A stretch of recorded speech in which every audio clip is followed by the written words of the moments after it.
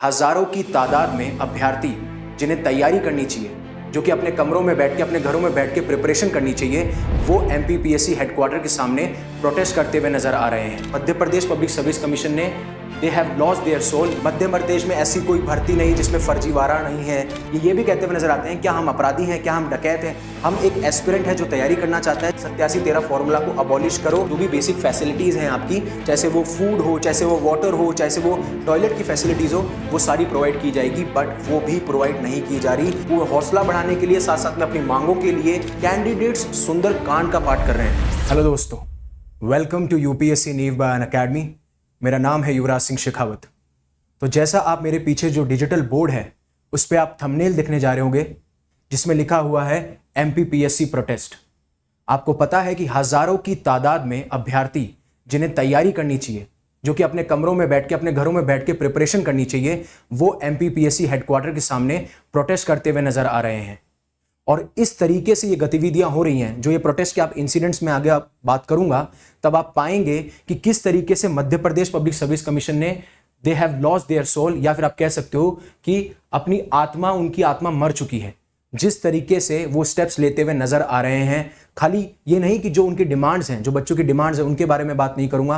मैं बात करूंगा कैसे बच्चे प्रोटेस्ट कर रहे हैं, कैसे उन्हें प्रॉब्लम फेस करनी पड़ रही है। जिन बच्चों को, आपको पता है कि एक एस्पिरेंट जब किसी एग्जाम की तैयारी करता है, वो जर्नी ही उसके लिए बहुत डिफिकल्ट है, लेकिन जब वो तैयारी की बजाय प्रोटेस्ट में लग जाए, क्यों? क्योंकि उसकी डिमांड फुलफिल नहीं हो रही। क्यों? क्योंकि एग्जाम में रिफॉर्म्स नहीं है। क्यों? क्योंकि वहां पे ट्रांसपेरेंसी नहीं है। हम उन सारों के बारे में बात करेंगे और मैं आपको बताऊंगा कि किस तरीके से यूनिक वे से प्रोटेस्ट किया जा रहा है। जो हमारे गांधी जी एक सपना देखा करते थे ना, कि ट्रुथ और नॉन वायलेंस जो है हमारे सत्याग्रह के बहुत अहम हिस्से होने चाहिए, उसी तरीके से ये प्रोटेस्ट करते हुए नजर आ रहे हैं। बट एमपीपीएससी क्या स्टेप ले रहा है, और जो उन्होंने स्टेप्स लिए क्या वो सही हैं? वो इनह्यूमन नजर आते हैं। मैं आपको बताऊंगा कैसे वो सारी चीजें हैं, तो आप मेरे साथ जुड़े रहिए। अब देखिए, हमने let's crack UPSC CSC Hindi पे भी और साथ साथ में इंग्लिश वाला जो चैनल है उस पे ये वीडियो कवर किए थे जब एमपीपीएससी का प्रोटेस्ट होता है। आज आपको पता है कि आज चौथा दिन चल रहा है, तो काफी कमेंट सेक्शन में ये आता है, मध्य प्रदेश में ऐसी कोई भर्ती नहीं जिसमें फर्जीवाड़ा नहीं है, राइट? ऐसी चीजें हमें देखने को मिलती हैं। बच्चे कमेंट कर रहे हैं ऐसा कोई पद नहीं जो बिकता नहीं है। फिर जिस तरीके से हमने वीडियो कवर करे तो मैम जो है मोनिका मंदाना मैम, उनको सपोर्ट करते हुए नजर आते हैं लोग। फिर बोलते हैं thank you ma'am for this informational video. Unacademy classes को थैंक यू करते हुए नजर आते हैं बच्चे। साथ साथ में let's crack UPSC CSC Hindi का जो चैनल है उस पर भी एक वीडियो है जिसपे शुभम सिसोदिया ने ये पूरा इवेंट कवर किया। उसमें बोला, व्यंग करते हुए नजर आते हैं बच्चे, पढ़ना लिखना छोड़कर भ्रष्टाचारी में रख रहा हूं आस, ओढ़ रजाई सो जाता हूं क्योंकि मध्य प्रदेश लोक सेवा आयोग करेगा पास। ठीक है, एमपीपीएससी आयोग होश में आओ, हमारी जिंदगी बर्बाद हो रही है। 87% का रिजल्ट आ रहा है, 13% होल्ड पे है। ये 87-13 का क्या इशू है, इसके बारे में भी हम आगे बात करते हुए नजर आएंगे। ये कुछ बच्चे हैं जिनका इंटरव्यू लिया गया और उन्होंने अपनी अपनी परेशानी बताई। मैं आपको डिमांड्स के बारे में बताऊंगा, बट आपको बताता हूं, ये इंडिविजुअल ये कहते हुए नजर आते हैं कि एमपीपीएससी को ये लगता है कि हम तो गाय भैंस हैं जो सिर्फ ऐसे बैठे हैं, प्रोटेस्ट कर रहे हैं और एक टाइम के बाद में चले जाएंगे। ये भी कहते हुए नजर आते हैं, क्या हम अपराधी हैं, क्या हम डकैत हैं? हम एक एस्पिरेंट है जो तैयारी करना चाहता है, जो चाहता है कि जो रिक्रूटमेंट प्रोसेस है जिसके थ्रू हमारा एग्जाम लिया जा रहा है उसमें पारदर्शिता आए, उसमें ट्रांसपेरेंसी आए, उसमें रिफॉर्म आए। ये कहती हुई नजर आती हैं कि जो फैसिलिटीज हमें प्रॉमिस की गई थी इनिशियली, वो फैसिलिटीज हमें दी नहीं जा रही, हमें बहुत ज्यादा प्रॉब्लम हो रही है। और आपको पता है कि इंदौर में अभी कड़ाके की ठंड चल रही है, उसके बावजूद भी ये लोग प्रोटेस्ट कर रहे हैं, राइट? ये टॉयलेट फैसिलिटीज की बात करती हुई नजर आती हैं। ये बोलते हैं कि जिस तरीके से पेपर में क्वेश्चन के जो आंसर्स हैं वो गलत हैं और उसकी वजह से हमें कितना प्रॉब्लम फेस करना पड़ता है, उसके बारे में ये बात करते हुए नजर आती हैं। ये मैम बोलते हैं कि मैंने बीटेक किया हुआ है, उसके बाद में मैंने गेट भी क्लियर किया हुआ है, लेकिन जिस तरीके से एग्जाम के अंदर जो प्रोसेस है वो ट्रांसपेरेंट नहीं है, पारदर्शिता नहीं है, उस वजह से इन सारे लोगों को प्रॉब्लम फेस करनी पड़ रही है। अब मैंने आपको बताया कि मैसिव प्रोटेस्ट, हजारों की तादाद में जो एस्पिरेंट्स हैं वो एमपीपीएससी हेडक्वार्टर के सामने प्रोटेस्ट करते हुए नजर आ रहे हैं। उनकी कुछ डिमांड्स हैं, वो अपनी डिमांड्स रख चुके हैं और साथ साथ में आज चौथा दिन है इन डिमांड्स का। और आपको बताऊं, कुछ बच्चे तो आमरण अनशन पे चले गए हैं, मतलब इनडेफिनेट हंगर स्ट्राइक पे चले जा चुके हैं। और हम इसमें यह भी बात करेंगे कि ये 87-13 का क्या इशू है जो कि बहुत ही पॉपुलर नजर आता हुआ आ रहा है। तो मैंने आपको बताया कि इनिशियली जब ये बुधवार को प्रोटेस्ट चालू होता है तो 1500 से ज्यादा अभ्यर्थी जो कि इन गवर्नमेंट एग्जाम की तैयारी कर रहे हैं वो मध्य प्रदेश पब्लिक सर्विस कमीशन के सामने ये डिमांड करते हुए नजर आते हैं कि आप ट्रांसपेरेंट होइए अपने रिक्रूटमेंट प्रोसेस पे, आप रिफॉर्म लेके आइए, और काफी मेजर डिमांड्स करते हुए नजर आते हैं जिनके बारे में मैं आगे बात करता हुआ नजर आऊंगा। देखिए अब हम जानेंगे कि क्या इनकी मांगे हैं। राइट, मैंने हिंदी और इंग्लिश दोनों के आर्टिकल्स इसलिए रखे हैं कि जो भी अगर हिंदी अभ्यर्थी हैं, जिनका हिंदी मीडियम है, जिनका इंग्लिश मीडियम है, उनको समझ में आए। तो पहली चीज है, ये 87-13 फॉर्मूला है क्या? तो ये एमपीपीएससी के द्वारा एक रिक्रूटमेंट पॉलिसी है या रिक्रूटमेंट का तरीका है जो कि इनके द्वारा अडॉप्ट किया गया, जिसमें जो 87% पॉपुलेशन है, 87% जो सीट्स है, टोटल पोजीशन है, वो इस तरीके से इन्होंने डिवाइड कर रखी हैं। जैसे कि 16% शेड्यूल कास्ट के लिए, 20% शेड्यूल ट्राइब्स के लिए, 14% बैकवर्ड क्लास के लिए और रिमेनिंग 30% आपके अनरिजर्व कैटेगरी के लिए। और जो 13% जो रिजल्ट है उसको होल्ड किया जाता है, किस लिए? 13% जो होल्ड किया जा रहा है वो अनरिजर्व कैटेगरी और ओबीसी कैंडिडेट्स के लिए होल्ड किया जाता है। यानी कि इनिशियली सिर्फ 87% जो पोजीशन है उसी पे रिजल्ट निकलता है, उसके बाद में 13% रिजल्ट निकलता है। और इस चीज को भी होल्ड किया जा रहा है काफी टाइम से। ये आप देख सकते हो, अनुसूचित जाति, अनुसूचित जनजाति, अन्य पिछड़ा वर्ग, अनारक्षित वर्ग के लिए ये 87% का क्राइटेरिया है और ये 13% का क्राइटेरिया है। और इसमें भी बोला जा रहा है, अब डिमांड क्या है? पहली डिमांड है कि आप 87-13 फॉर्मूला को अबॉलिश करो, आपको 100% सीटों पे रिक्रूटमेंट कराना चाहिए। फिर बोलते हैं कि जो वैकेंसीज के लिए आप नोटिफिकेशन निकालते हो, आप देखेंगे इस बार 60 वैकेंसीज, 110 वैकेंसीज और 4 लाख लोग अभ्यर्थी जो हैं उन्होंने फॉर्म भरे हैं। तो क्या आपको लगता है कि 60 सीट, 100 सीट, इतने लोग जिन्होंने फॉर्म भरे हैं उनको जस्टिफाई करती है ये चीजें? नहीं करती है। तो बोलते हैं कि आप 700 पोस्ट तो आप स्टेट सर्विसेज में लेके आइए और फॉरेस्ट सर्विसेज में आप 100 सीटें लेके आइए। ऐसे ही ये बोलते हुए नजर आते हैं कि आंसर शीट्स को प्रॉपर्ली टाइम पे रिलीज कीजिए। 2000 मेंस की, जो 19 की मेंस की एग्जामिनेशन कॉपीज हैं उनको दिखाया जाना चाहिए, मार्कशीट्स को डिस्क्लोज किया जाना चाहिए। इन सारों के बारे में बात करते हैं। फिर बोलते हैं रिजल्ट्स को आप मतलब डिक्लेयर कीजिए टाइम पे।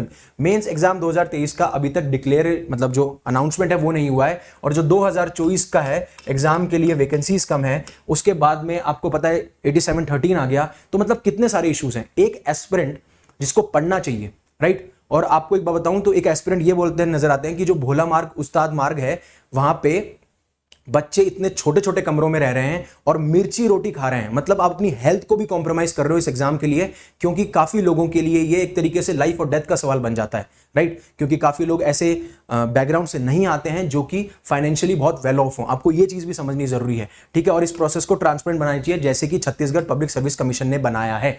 फिर उसके बाद में जो प्रीलिमिनरी एग्जाम होता है, जो आपके प्रीलिम्स होता है, उसमें काफी बार क्या होता है, 4 से 5 क्वेश्चन, 5 से 7 क्वेश्चनों में आपको आंसर्स गलत मिलेंगे। अब जब आंसर्स गलत आते हैं तो एक बात तो जो मोरल होता है एक एस्पिरेंट का वो टूट जाता है। उसके बाद में पूरे रिजल्ट में ऊपर नीचे आपको कैंडिडेट्स इन और आउट होते हुए देखने को मिलते हैं। तो ये चीज नहीं होनी चाहिए। और जब रिजल्ट आते हैं जिनके एक क्वेश्चन के 2 आंसर होते हैं, तो बच्चे क्या करते हैं, हाई कोर्ट में जाके पिटीशन डालते हैं। मतलब बच्चा पहले डिमांड फुलफिल करने के लिए प्रोटेस्ट करता रहे, फिर वो एग्जाम भी ऐसी कंडीशन में दे, और एग्जाम देने के बावजूद जब आंसर की में गलतियां हो तो वो हाई कोर्ट में भी दर दर भटकता रहे। मतलब उसका यही काम है, उसका काम ये होना चाहिए, पढ़े, एग्जाम दे, निकाले, नहीं निकले तो अपनी गलतियों पे काम करे। इन चीजों का काम होना चाहिए पब्लिक सर्विस कमीशन का। इसलिए मैं बोल रहा हूं कि I think they have lost their soul. जिस तरीके से करप्शन, जिस तरीके से ट्रांसपेरेंसी नहीं रखी जा रही, और मैं आपको बताऊंगा आगे उन्होंने क्या क्या किया है।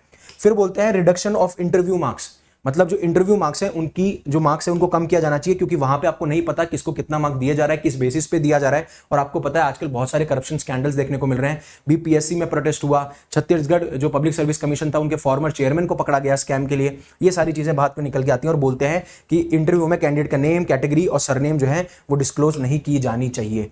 अब उसके बाद में एमपीपीएससी कमीशन जो है, जब ये प्रोटेस्ट कर रहे होते हैं बच्चे, उसके बाद में एक 25 मिनट की मीटिंग रखवाई जाती है, जिसमें एमपीपीएससी कमीशन की तरफ से 5 रिप्रेजेंटेटिव्स और एमपीपीएससी चेयरमैन जो कि डॉक्टर राजेश लाल मेहरा वो आते हैं और उसके बाद में काफी बातचीत करते हैं। बट ये जो बातचीत होती है ये कंप्लीट फेलियर होती है। दोनों पार्टीज इन पॉइंट्स पे सहमत नहीं हो पाती, और उसके बाद में मीटिंग के बाद में चेयरमैन ये एक्यूजेशन लगाते हैं कि कैंडिडेट जो हैं अपने फ्रीडम ऑफ एक्सप्रेशन या जो फ्रीडम ऑफ प्रोटेस्ट है उसका उल्लंघन करते हुए नजर आ रहे हैं, उसका फायदा करते हुए, उसका मिसयूज करते हुए नजर आ रहे हैं।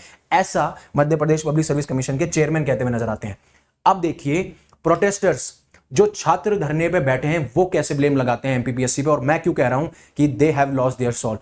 पहली चीज, जब बच्चे पहले दिन गैदर्ड होते हैं, जब इकट्ठे होते हैं एमपीपीएससी कमीशन के सामने, तो पहला पहला एक्विजिशन ये लगाते हैं एडमिनिस्ट्रेशन पे कि जब हम पहले दिन आए प्रोटेस्ट पे तो हमें ये बोला गया जो भी बेसिक फैसिलिटीज हैं आपकी, चाहे वो फूड हो, चाहे वो वाटर हो, चाहे वो टॉयलेट की फैसिलिटीज हो, वो सारी प्रोवाइड की जाएगी, बट वो भी प्रोवाइड नहीं की जा रही। अब उनको काफी सेवरल प्रॉब्लम्स इनमें देखने को मिले। ये बेसिक ह्यूमन नीड्स हैं, ठीक है, टॉयलेट फैसिलिटीज, फूड, वाटर, ये बेसिक फैसिलिटीज हैं। फीमेल प्रोटेस्टर्स जो हैं वो ये कहती हुई नजर आती हैं, एक तो टॉयलेट फैसिलिटीज हमें प्रॉपर्ली मिल नहीं रही, और जो मिल रही हैं वो दूर हैं, एंड दे आर अनहाइजेनिक, मतलब मौजूदा शौचालय भी अस्वच्छ हैं, जिससे उनका इस्तेमाल करना भी मुश्किल हो रहा है।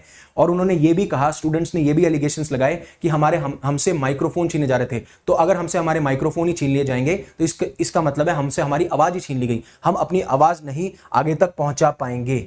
बट और उसके बाद में ये भी कहते हुए नजर आते हैं कि कुछ लोग तो टेंट वहां पे एस्टेब्लिश करना चाहते थे, टेंट सेटअप करना चाहते थे, लेकिन उसके लिए भी उनको परमिशन डिनाई कर दी जाती है। उनको बोला जाता है कि आप दोबारा से प्रोटेस्ट साइट पे चले जाइए। और आपको पता है कि इस टाइम पे कितनी ठंड है, और फिर भी एमपीपीएससी कमीशन इन चीजों के बारे में ध्यान नहीं रख रहा है। सही, इनको परमिशन डिनाई कर दी, टेंट सेटअप नहीं कर पाए, ठंड में क्या करेंगे, ठीक है, आप टॉयलेट फैसिलिटीज नहीं प्रोवाइड कर रहे, आप फूड नहीं दे रहे, आप वाटर नहीं दे रहे। अगेन ये तरीके होते हैं प्रोटेस्ट को मारने के, और ये चीज हमें देखने को मिल रही है। इसलिए मैं बोल रहा हूं PSC have lost their soul.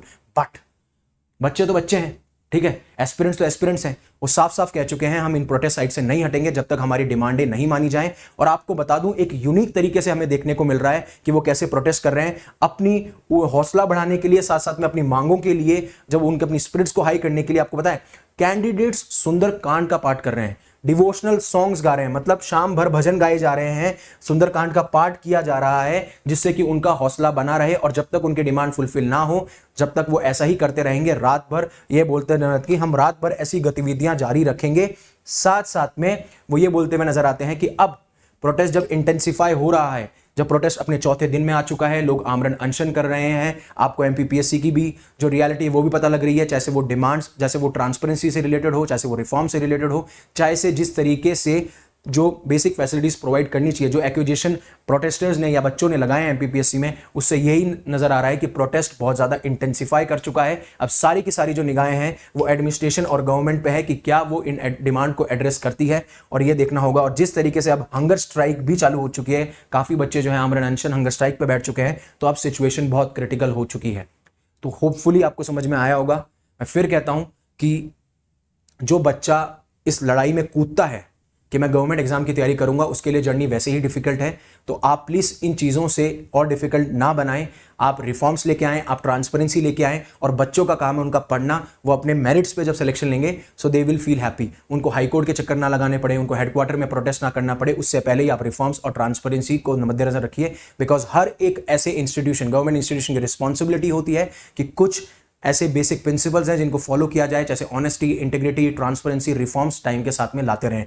और अगर आप यूपीएससी की तैयारी कर रहे हो तो अनअकैडमी आपके साथ है, और आप ये जो कोर्स है वो 50% फ्लैट 50% ऑफ में आप इसको खरीद सकते हैं। इसका डिस्क्रिप्शन में आपको लिंक मिल जाएगा जिसमें मेरा कोड है YUVI50, उससे आपको मैक्सिमम टू मैक्सिमम डिस्काउंट मिल जाएगा। अगर आप 9 मंथ का सब्सक्रिप्शन लेते हैं तो आपको 9 मंथ का सब्सक्रिप्शन फ्री मिलेगा, 12 मंथ पे 12 मंथ, 18 मंथ पे 18 मंथ आप जा सकते हैं। और ये ऑफर सिर्फ 23 दिसंबर तक ही अवेलेबल है, तो प्लीज इसको अवेल कीजिए। साथ साथ में अनअकैडमी का सबसे बेस्ट मेरे को ये चीज लगती है, अगर आप हिंदी बैच में एनरोल करते हैं जो कि शिखर है, तो आपको इंग्लिश बैच आरंभ और आगाज में भी एक्सेस मिलेगा, और इग्नाइट 2026 इंग्लिश में भी एक्सेस मिलेगा। ये सबसे अच्छा लगता है। और आगाज 2027 में मैं साइंस एंड टेक का कोर्स ले रहा हूं, जिसमें बेसिक से एडवांस। अगर आप ऑप्शनल की तैयारी करना चाहते हैं तो आप इन ऑप्शनल की तैयारी कर सकते हैं, और अगर आपका मेंस निकल चुका है और आप इंटरव्यू की तैयारी करना चाहते हैं तो we are providing you free mock interview as well.